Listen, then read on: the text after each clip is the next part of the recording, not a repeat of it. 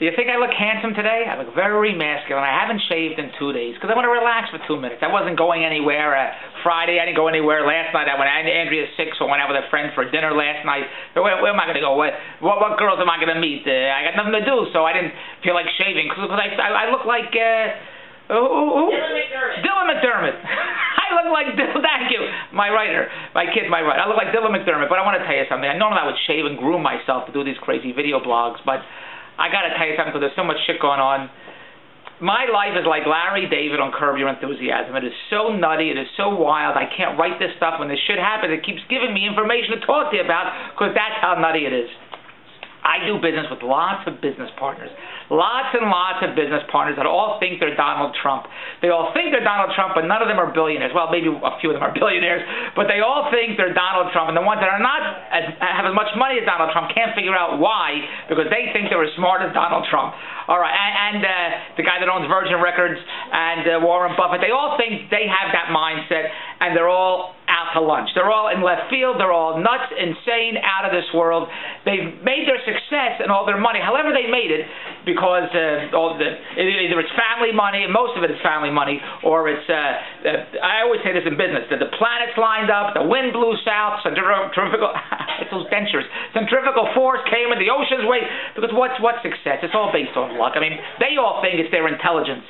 It's all luck, and I'm going to tell you why. For whatever reason that many of my business associates have 15,000 square foot homes, 7 garages, elevators in their house, all this wonderful, great success. I don't have an elevator in my house. Anyway, I got ladders I got to crawl to the next floor. But what I'm saying to you is, they all want to do business with me. Why do they want to do business with me? Because my life is exciting. I have girls and television and show business and Las Vegas. It's an exciting business versus their mundane $50,000 a day businesses. Anyway, what I'm trying to get at is, I keep an open mind. I keep an open mind. I don't say no to anything. If I think something's worth it, I'll never tell you. I never predict this isn't going to work. This is a lousy idea, because I would say that eBay wouldn't work, and Facebook wouldn't work, and MySpace wouldn't work, and YouTube wouldn't. None of the most biggest successful ventures and businesses make any sense. Especially movies and television shows and reality shows. The shit reality shows I see on TV, I don't get. I don't know who greenlighted it. I don't know how it got there, but it's there. So who am I to predict what's going to be a hit and what's not going to be a hit? So I stopped doing that. I keep an open mind, and if a venture comes my way or an opportunity, I'm going to go for it. I'm never going to say it's not going to work, because I believe anything can be successful.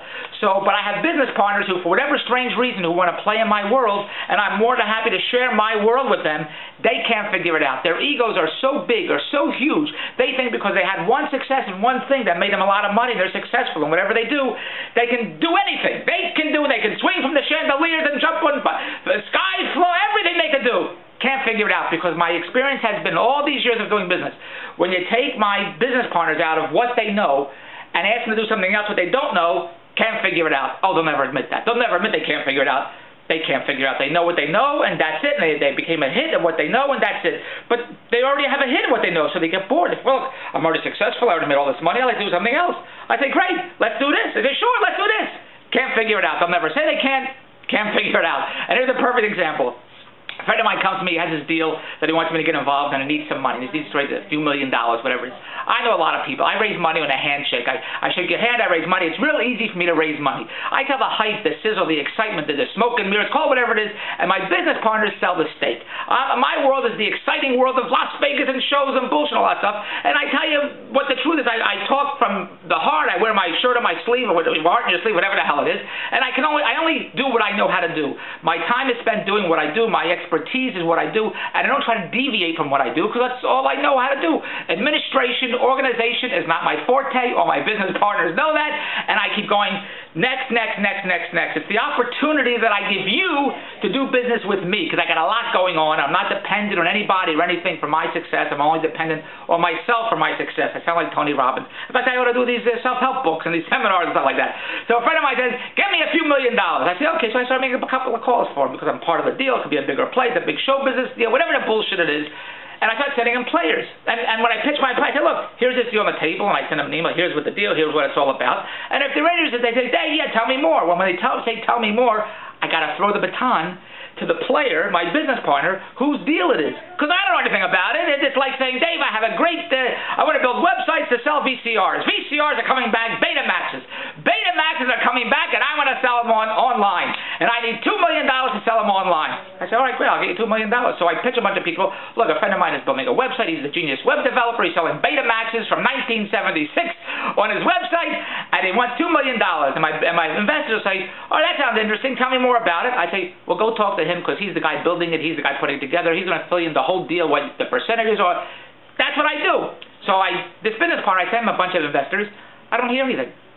So I email him. I said, what's going on? I sent you a whole bunch of business investors. Did you get in touch with them? What happened? What went on? And he said to me this. Well, I didn't call this guy because he's not going to want to do it. I didn't call this guy because he's going to want too much. I didn't call this guy because I don't think he's the right guy. I wish I could predict like he can, because if I could make predictions like that, I'd be winning the lottery every Friday and Saturday night. He didn't call anybody, and he's already predicting what the outcome's going to be. I should take him with me to the casino, and as the wheel spins around, I say, all right, now what number's coming up next? I already picked the guys. I told them what the deal is. They were interested enough saying, tell me more. I couldn't. I said, talk to this my friend here, my business. He'll tell you. Didn't even call him. And then he sends me another email saying, look, besides just sending the investor, that's not good enough. You're going to have to sell the deal. You're going to have to explain the deal to them. Well, he already exhausted me. I'll keep sending him investors and stuff like that, but it's not my deal. It's his deal. I have DVDs. I have 25,000 American Stripper DVDs sitting in a warehouse I have to get rid of. So I talk to people. I say, look, I got 25,000 American Stripper DVDs sitting in a warehouse. That's another blog altogether. I need a distributor. You have anybody? And a friend will say, oh, I have a distributor. I have the perfect distributor for you. You ought to call him. His name is Joe. Here's his number. Give him a call.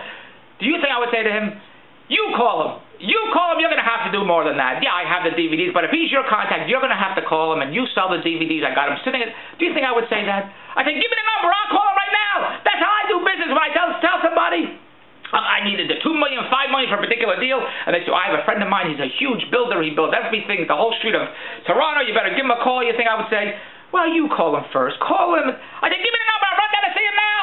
That's what I do. It's my deal. How can the guy that referring me close it? Because it's my deal. So my friend is telling me he needs a couple $1 million, and I'm introducing him to investors, and I pitch the investors so they're not calling him cold. They know why they're calling, that my friend is going to call him. And he says, he's already predicting. Well, I didn't call him because he's not going to want it. I didn't call him because he's going to want too much. I didn't call him because he's not right for it. And you're going to have to do a little stronger. This is what I have to put up with, and that's why I had to do this blog, because nothing makes any sense to me. And this guy thinks he's a genius businessman, a genius businessman. Go to davidbronstein.com. Go and tell me, what would you... I'm John Quejones. What would you do? Go to davidbronstein.com and tell me, what would you do in this crazy situation? This is the nutty...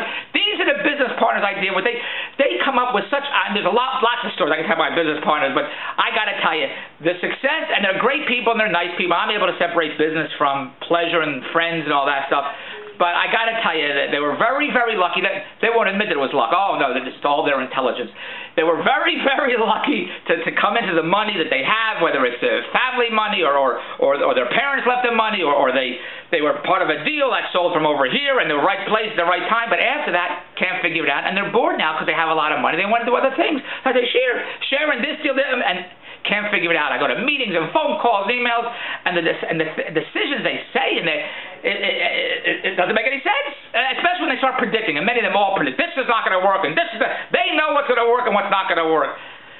So do I. All right, go to davidbronstein.com. I try everything because I believe anything could be a success when you have Mark Zuckerberg from Facebook, 19 years old, worth $15 billion. Anything could be a success. Go to davidbronstein.com, especially if you're Mark Zuckerberg. I'd like you to be my business partner. Goodbye.